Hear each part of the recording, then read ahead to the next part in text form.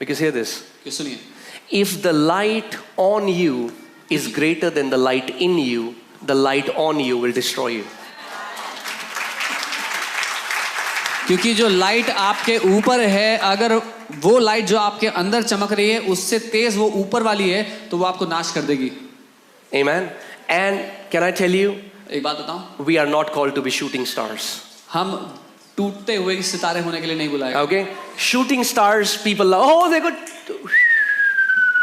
वो टूट के गिरते हुए सितारे देते लोग. That's not the ministry God wants us to have. परमेश्वर नहीं चाहता हम ऐसी सेवकाई. The Bible says the path of the righteous shines brighter and brighter and brighter. Bible कहती है धर्मी जन का मार्ग प्रकाशमान और प्रकाशमान होता चला जाता है. Amen. So that means when I am giving a prophetic word, इसका मतलब जब मैं एक भविष्यवाणी का वचन my दे रहा हूं, heart is मेरा दिल ये है that Lord, I want to bring edification. कि प्रभु मैं उन्नति लाना चाहता हूं, I want to bring encouragement. मैं प्रोत्साहन लाना चाहता हूं, And I want to bring comfort to my brother. और मैं शांति तसल्ली देना So चाहता that हूं. means after I give a prophetic word, the person who received the prophetic word is edified, is encouraged, and is comforted. Come on. इसका मतलब जब मैंने किसी को भविष्यवाणी का वचन दिया है, उस वचन को पाने के बाद उस व्यक्ति को अपने जीवन की उन्नति महसूस होनी चाहिए, प्रोत्साहन महसूस होना चाहिए और शांति महसूस होनी चाहिए. Write it down if you're writing it down. लिख लीजिए अगर लिख रहे हैं. True prophetic works by love. सच्ची भविष्यवाणी प्रेम के द्वारा काम करती है. Let me say that again. दोबारा कहता हूँ. True prophetic works by love. सच्ची भविष्यवाणी प्रेम के द्वारा काम करती है. That means the more you are flowing in love, the sharper your prophecy will be. इसका मतलब जितना ज्यादा आप परमेश्वर के प्रेम में चल रहे हैं, उतना पैना उतना तेज आपका भविष्यवाणी का वरदान. The more you are walking in love, the more you will bring edification, encouragement and comfort to the person who receives the जितना prophetic ज्यादा word. आप प्रेम में चलेंगे, उतना ज्यादा उन्नति, प्रोत्साहन और तसल्ली आप सामने वाले को देंगे. Never give a prophetic word when you're empty. भविष्यवाणी का वचन ना दे कभी भी अगर आप खाली हैं अंदर से. तो Do you know what empty means? खाली का मतलब पता है? You know, you have not been filling yourself with the Spirit. You feel empty. Never give a prophetic word when you're discouraged, when you are jealous of the person you're giving a prophetic word to, or you are wounded by them. जब आप खाली हैं, आपने अपने आप को पवित्र आत्मा से नहीं भरा है, या आप निराश हैं किसी कारणवश, या आप जिससे बात करने वाले हैं उससे आप जलन करते हैं, ईर्ष्या करते हैं किसी बात से, या उनकी वजह से आपको ठोकर लगी, कोई नाराजगी आपके दिल में उनकी वजह से. So when you're offended, जब आप नाराज, when you're hurt, शोकित हो, when you're bitter, कड़वे हो अंदर से किसी बात को लेकर, when how should I say,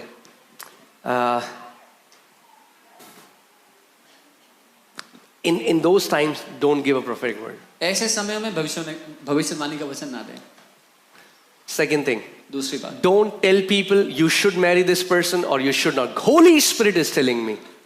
Holy Spirit is telling me you have to marry this person. Same Holy Spirit lives in that person. Don't force, don't control, don't become a Jezebel. लोगों से जबरदस्ती ना कहें, जबरन ये ना कहें कि पवित्र आत्मा ने मुझे बोला कि तुम्हें उससे शादी करनी है. वही पवित्र आत्मा उसके अंदर भी रहता है. कंट्रोलिंग ना बने, जेजेबेल की तरह ना करें.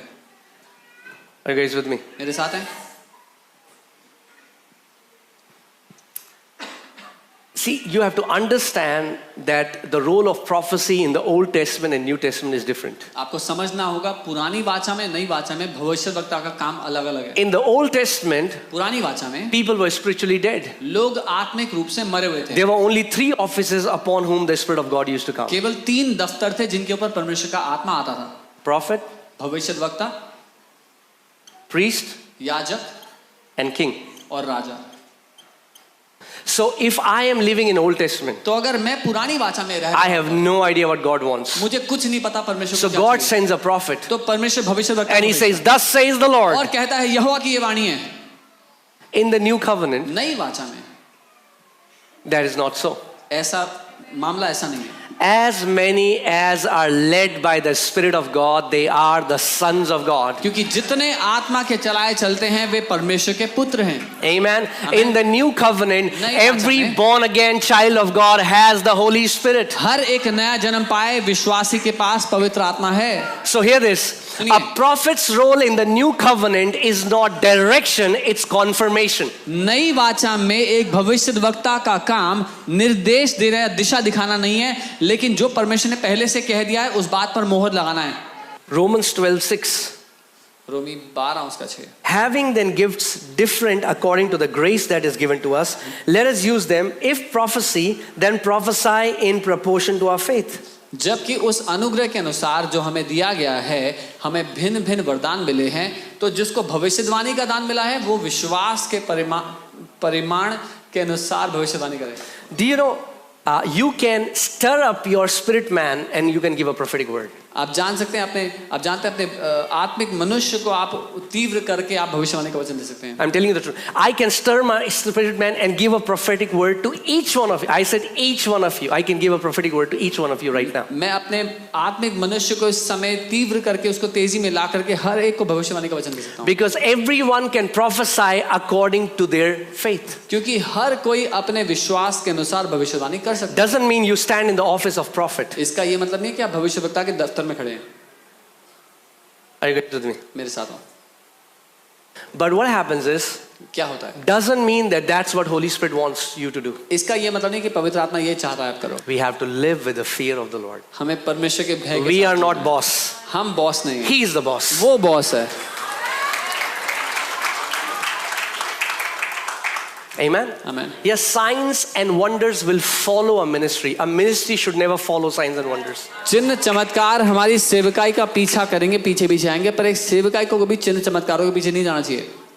Are you guys with me? And Yes, sir. it's the same with believers. विश्वासियों के साथ भी यही है। Do you know what the biggest misconception in the body of Christ is? That a prophet has to always prophesy. That's the biggest misconception. सबसे बड़ी गलत फहमी मसीह की देह में ये है कि एक भविष्यद्वक्ता है तो उसको भविष्यवाणी देनी पड़ेगी। And people take it in their ego. और लोग इसको अपने अहम पे अगर मैं प्रॉफिट हूं तो मुझे नंबर बताना पड़ेगा, नाम बताना पड़ेगा। अरे अगर पवित्र आत्मा नहीं बता रहा तो वचन सिखाओ। That's our main calling, to teach the word of God. सबसे पहली कॉलिंग फाइवफोल्ड मिनिस्ट्री की वचन सिखाना है। If I am a prophet, then I have to tell number details. If the Holy Spirit is not giving, teach the word. The first calling of the fivefold is to teach the word. Amen. Many people want to eat from the land of prophetic promise and not from the land of the promises of the word of God.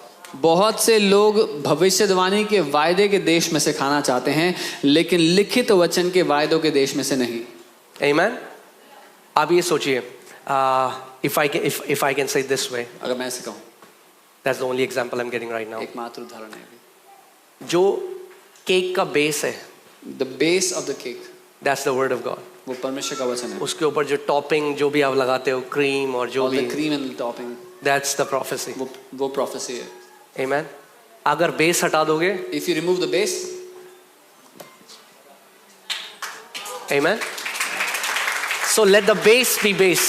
तो जो base है वो अपनी जगह पे, Let the foundation be जो foundation. नींव है वो रहे। The foundation is the word of God. वो नींव परमेश्वर का वचन है। Amen. When you want to walk in prophetic because you love your love for people, you see what happens. जब आप भविष्यवाणी करना चाहते हो क्योंकि आप लोगों से प्यार करते हो, तब देखो क्या होगा।